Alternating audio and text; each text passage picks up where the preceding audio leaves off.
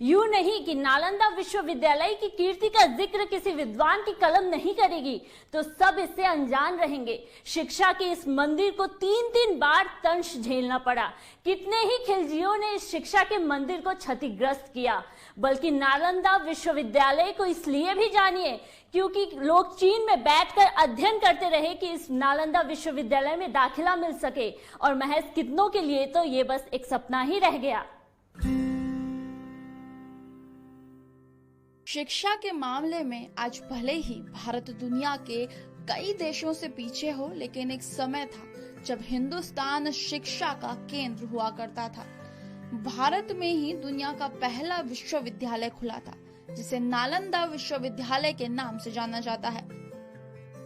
बिहार के नालंदा में स्थित इस विश्वविद्यालय में 8वीं शताब्दी से 12वीं शताब्दी के बीच दुनिया के कई देशों से छात्र पढ़ने आते थे। इस विश्वविद्यालय में करीब 10,000 छात्र पढ़ते थे, जो भारत के विभिन्न क्षेत्रों के अलावा कोरिया, जापान, चीन, तिब्बत, इंडोनेशिया, फारस और तुर्की से आते थे। यहीं करीब 2000 शिक्षक पढ़ाते थे। सोचिए कितनी भव्य यूनिवर्सिटी रही होगी, जहां लाखों की संख्या में स्टूडेंट और 2000 टीचर्स थे। भारत को अगर सोने की चिड़िया कहा जाता था तो इसके पीछे रीजन ये भी था कि भारत के पास बहुत ज्ञान था। हमारा इतिहास बड़ा ही गौरवशाली रहा है, क्योंकि भारत में कई विश्वविद्यालय थे जो विश्व के बाकी विश्वविद्यालयों को टक्कर देते थे। पहला विश्वविद्यालय था तक्षशिला। हालांकि अब तक्षशिला पाकिस्तान में है। बेसिकली नालंदा विश्वविद्यालय का इतिहास है, ये 5वीं शताब्दी में बनाया गया था, जो शिक्षा और संस्कृति का एक बहुत ही मुख्य प्रमुख केंद्र बिंदु था। भारत ने कई प्राचीन विश्वविद्यालय दिए विश्व को। एक हमारा तक्षशिला था, दूसरा हमारा नालंदा था। तक्षशिला पाकिस्तान में है और नालंदा विश्वविद्यालय राजगीर में है। ये विश्वविद्यालय दुनिया को न सिर्फ संस्कृति बल्कि शिक्षा और शिक्षा के साथ साथ संस्कृति और शिक्षा के मूल्यों को भी लोगों तक पहुंचाया।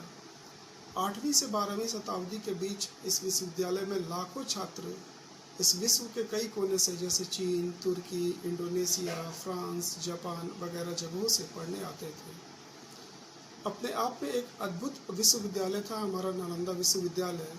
इस विश्वविद्यालय के ऊपर 3 बार आक्रमण हुआ। पहली बार 5वीं शताब्दी में हुआ, जिसे सुधार कर लिया गया। दूसरी बार 7वीं शताब्दी में हुआ, इसे भी सुधार कर लिया गया। लेकिन 12वीं शताब्दी आते आते बख्तियार खिलजी ने इस विश्वविद्यालय को पूरी तरीके से नष्ट कर दिया। ऐसा माना जाता है कि यहाँ जो किताबें जलाई गई तो पूरे 9 महीने तक यहाँ का विश्वविद्यालय जलता रह गया।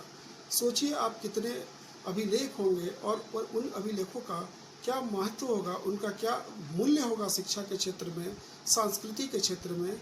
और यह शिक्षा और संस्कृति न सिर्फ भारतवर्ष का था, बल्कि भारतवर्ष के साथ साथ जापान, जापान के साथ साथ चाइना, रसिया वगैरह, तुर्की वगैरह सारे जगहों से विद्यार्थी इस विश्वविद्यालय में पढ़ने आते थे।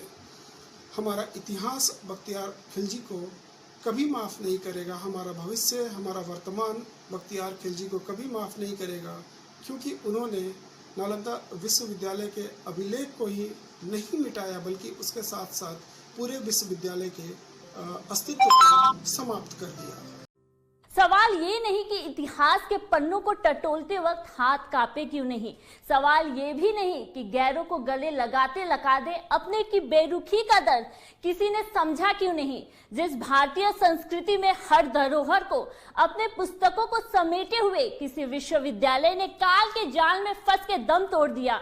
सवाल तो ये है कि ये मंजर किसी को दिखा क्यों नहीं। इसी के साथ आज की इस पेशकश में बस इतना ही। देश और दुनिया की तमाम खबरों के लिए देखते रहिए नेटवर्क 10। जय हिंद।